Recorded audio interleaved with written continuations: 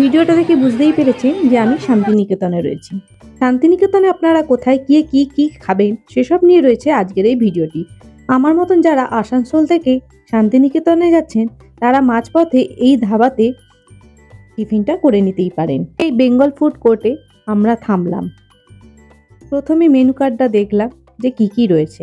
দেখলাম সব রকমেরই খাবার দাবারের ব্যবস্থা রয়েছে। তবে সকালবেলা আমরা আলুর পরোটা আর কাবলি চানার একটা ডিশ অর্ডার করলাম। গরম গরম আলুর পরোটা, আর সত্যি বলতে রান্নাটা খুব সুন্দর ছিল, দুর্দান্ত খেতে ছিল। আর এর সাথে যে কি কি খাবার পাওয়া যায় সেই চাটটাও আমি দিলাম। খাওয়া দাওয়া কমপ্লিট করে আমরা আবার বেরিয়ে পড়লাম। শান্তিনিকেতনে যাওয়ার সময় এই যে জঙ্গলটা পড়ে আমার খুবই ভালো লাগে। চারপাশটা এরকম শালবনি জঙ্গল, আর যখনই যাই এই গরুগুলো তখনই এরকম হেঁটে হেঁটে যায়। আমার সাথে আপনারাও চলুন। কি ভালো লাগছে বলুন। আমরা শান্তিনিকেতনে এবার প্রায় পৌঁছে গেছি। আমরা ইউথ হোস্টেলে আগে থেকেই রুম বুক করেছিলাম, তো সেখানে এবার ব্যাগ ট্যাগ রেখে নেব, নিয়ে সেখানকার ক্যান্টিনের কি কি পাওয়া যায় সেইটা আমি আপনাদের সঙ্গে শেয়ার করছি। আমরা এখানে চিকেন থালি অর্ডার দিয়েছিলাম। তো এখানকার খাবার খুবই ভালো, আপনারা যদি ইউথ হোস্টেলে ওঠেন তো খেতে পারেন। তারপরে বেরিয়ে পড়লাম পৌষ মেলা দেখতে। সেদিনই মেলার শেষ দিন ছিল, প্রচণ্ড ভিড় ছিল।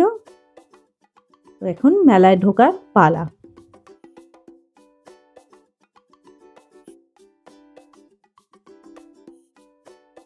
সারাদিন মেলাতে কাটানোর পর রাত্রিবেলা এলাম ঘরে বাইরে রেস্টুরেন্টে। রেস্টুরেন্টটা খুবই সুন্দর, যেমন এর সাজসজ্জা তেমনি এর পরিবেশন করা, আর ভেতরটাও অপূর্ব। আর খাবারের কোয়ালিটি বলতে গেলে খুবই ভালো। কোয়ান্টিটি যে খুব বেশি তা নয়, আর খুব কম তাও নয়, তবে খাবারের কোয়ালিটি আমি বলতে পারি খুবই ভালো। আমি এর মেনু কার্ডটা শেয়ার করে দিলাম। এর আগে আমি রাধেশ্যামেও উঠেছিলাম, সেখানকারও খাবার দাবার খুবই ভালো ছিল। তো আমরা রাত্রিবেলা এখানে প্লেন রুটি আর তন্দুরি রুটি, তার সাথে মাটন আর চিকেন হাক্কা চাউমিন, আর তার সাথে পনিরের একটা ডিশ অর্ডার করেছিলাম। আবার অনেক রেস্টুরেন্টে বলে যে খালি থালি আমরা দিতে পারবো না, আপনাকে পুরোটাই নিতে হবে, কিন্তু এখানে সেটা নয়। এখানে আপনারা খালি থালিও নিয়ে শেয়ার করেও খেতে পারেন। তবে খাবারের কোয়ালিটি আমি আবার বলবো খুবই ভালো।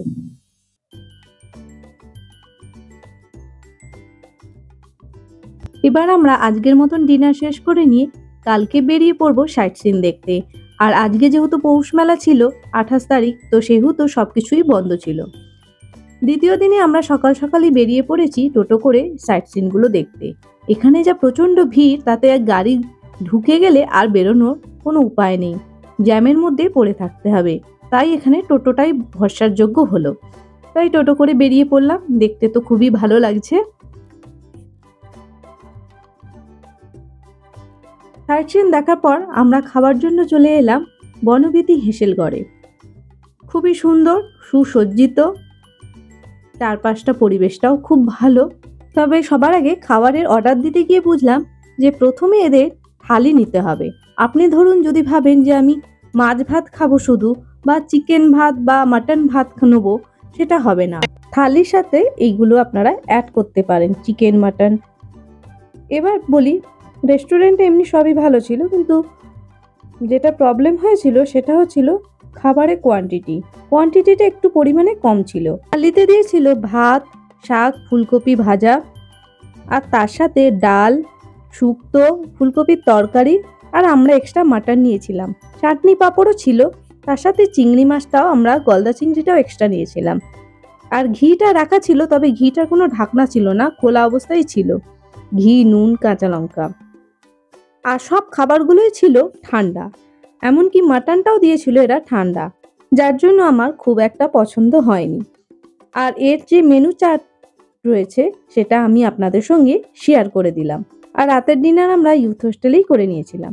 তৃতীয় দিনে বেরিয়ে পড়লাম বাড়ির উদ্দেশ্যে।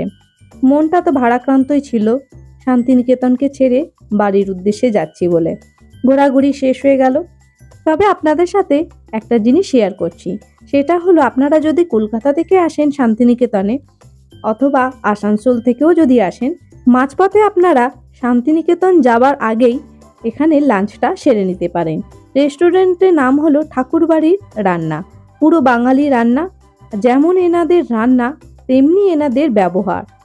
এর কি কি পাওয়া যায় সব জিনিস আমি আপনাদের সঙ্গে শেয়ার করে দিলাম ভিডিওতে। আমরা এখানে মাটন থালি, ফিশ থালি আর তার সাথে একটা ভেজ থালিও নিয়েছিলাম। আর রান্নাগুলো ছিল সত্যি অপূর্ব। নর্মালি এতে ভেজ থালির মধ্যে ঠিক ছিল ভাত, বেগুনের তরকারি, শাক, আলু ভাজা, আর সাথে ছিল ডাল, শুক্তো, পোস্তর তরকারি, দই বড়া, আর তার সাথে রয়েছে চাটনি পাঁপড় তো রয়েছেই। তা শান্তিনিকেতনে পৌঁছানোর আগে আপনারা এই রেস্টুরেন্টে খেতে পারেন। সত্যি অপূর্ব রান্না। আজকের ভিডিওটা তাহলে আপনাদের কেমন লাগলো? ভালো লাগলে অবশ্যই লাইক শেয়ার করতে ভুলবেন না। যদি কোনো ইনফরমেশন জানতে চান তাহলে আমাকে কমেন্ট বক্সে অবশ্যই কমেন্ট করে জানাবেন। তাহলে আজকের মতন রাখছি, পরবর্তীকালে আবার কোনো নতুন ভিডিও আপনাদের সঙ্গে শেয়ার করব। ততক্ষণের জন্য বিদায় নিচ্ছি। ভালো থাকবেন। ধন্যবাদ দেখার জন্য।